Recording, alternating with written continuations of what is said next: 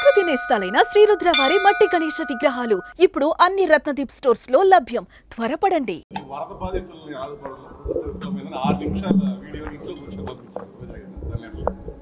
6 నిమిషాలు మాట్లాడిందంటే 6 సెకండ్లు కూడా ఆలోచించలే ఆమెకి ఇంగిత జ్ఞానం కూడా లేకుండా మాట్లాడుతుందంటే అర్థం చేసుకోవాలి. ఇంకా ఏం మాట్లాడుతుందో తెలియదు. ఎక్కడికో పోయి కూర్చొని దూరం కూర్చొని అవాకులు చివాకులు పెరుస్తూ ఉంది. అసలు ఏం మాట్లాడుతుందో సబ్జెక్ట్ ఉందో కూడా తెలియకుండా మాట్లాడుతూ ఉంది. ఈ రాష్ట్రానికి ఎమ్మెల్యే చేసి మంత్రి చేసి ఇలాంటి మాటలు మాట్లాడడం చాలా శోచనీయం, అసలు దురదృష్టం. దీనికన్నా దరిద్రం ఇంకోట్లే. ఇలాంటి ఆమె ఇలాంటి రాష్ట్రంలో మంత్రిగా చేసిందని చెప్పడానికి మన రాష్ట్రం ఇలా అయ్యిందని కారణం వేరే ఉదాహరణ అవసరమే లేదు. శాఖ మంత్రిగా రోజా పైన గతంలో ఎన్నో ఆరోపణలు ఉన్నాయి.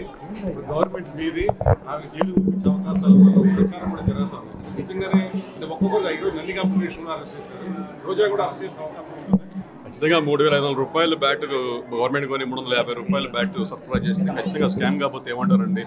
అది బ్యాట్ ఆడకముందే ఇరిగిపోతున్నాయి. 3,500 రూపాయలు ఒక బ్యాట్, 3,500 6,500 మొత్తం కూడా స్కామ్, మొత్తం దోచుకున్నారు. బ్యాట్లని కిట్లు అని చెప్పేసి మొత్తం కూడా డబ్బులు దోచుకోవడానికే ఆడుదామంతా అనే ప్రోగ్రాం పెట్టినారు. కానీ క్రీడల్ని ప్రోత్సహించామనే ఉద్దేశం ఎక్కడా ఏ విధంగా కూడా. ఇప్పుడు మన ఒలింపిక్స్ జరిగింది, మన ఆంధ్రప్రదేశ్ నుంచి ఏం సాధించామని చెప్పండి. సరే, నేషనల్ లెవెల్లో ఎన్ని మెడల్స్ కొట్టామని చెప్పండి 5 సంవత్సరాల్లో. ఏది దేనికి కూడా ఫలితాలు ఏముండవు. డబ్బులు మటుకు ఒక ఉదాహరణ ఖర్చు పెట్టడం, తినేయడం తప్ప ఇంకేమో. అంటే రోజు అవినీతి బయటపెడతా ప్రయత్నం చేస్తుంది. ఖచ్చితంగా చట్టపరంగా ఏ చర్య తీసుకోవాలో ఖచ్చితంగా గవర్నమెంట్ ఖచ్చితంగా తీసుకుంటుంది.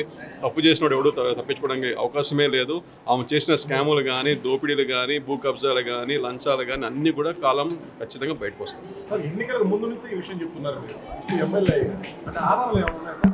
ఖచ్చితంగా రేపు ఇన్వెస్టిగేషన్ చేస్తే అన్నీ బయటకు వస్తాయి. బయటకు వచ్చినప్పుడు ఆమె కూడా చెప్పకూడదు, తినాల్సిందే.